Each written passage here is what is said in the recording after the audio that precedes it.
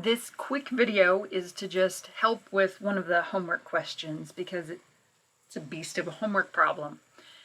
This one says a plane is flying 2,000 feet above sea level towards a mountain as shown.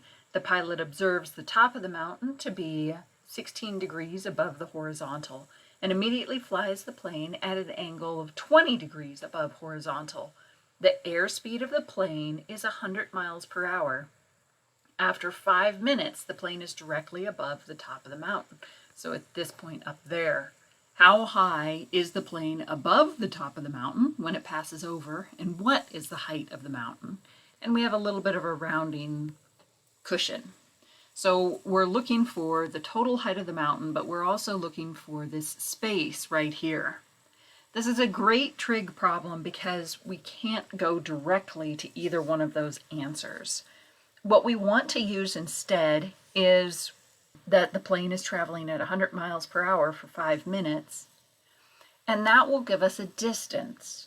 So we're given a rate and a time that gives us a distance. You're going to have to do some unit conversion to figure out that distance.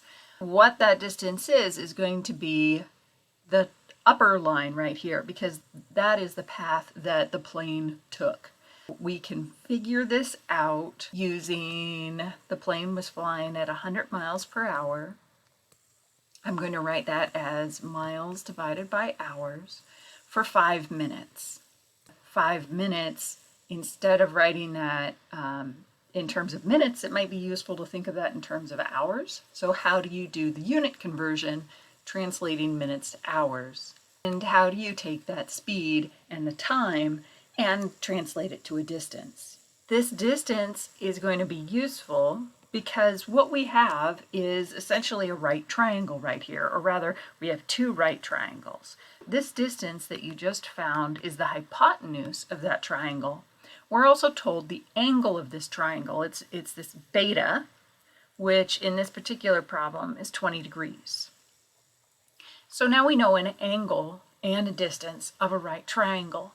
This means that we can solve for any other side of this triangle. We can solve for this height of that triangle right here, or this horizontal distance right here. I'll call this y and I'll call this x. X and y don't directly give us what we need. So again, what we're looking for is we're looking for this little distance above the top of the mountain, and we're looking for the total height.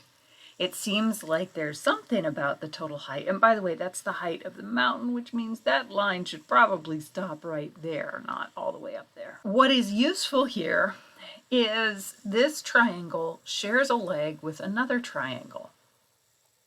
So we have the distance up here of this blue line. We have both of these angles, and we have this shared leg, this shared horizontal distance. So this is what we called x. If you know everything there is to know about the blue triangle, you will know this side length right down here.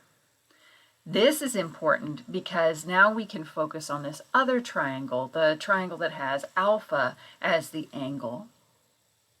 And if we know this angle alpha, which is 16 degrees, and we know the adjacent side, what we can find is we can find this height right here. I'll call that h1. Once we find that height, and from the previous slide, if we know that height y, we can find the difference of the two. We can find how much the plane cleared the mountain. Also, if we know that height 1, we can also find the total height of the mountain by taking height 1 and adding that initial value. As a recap, we first figured out the distance the plane flew using unit conversion. That gave us the hypotenuse of this triangle in blue. We can figure out the side lengths, the other side lengths of that triangle. Using that horizontal distance, we can solve another triangle, the triangle formed with the alpha angle, to find the other height, which can finally lead us to our answers. I hope that will help with this homework problem. Let me know if you have questions.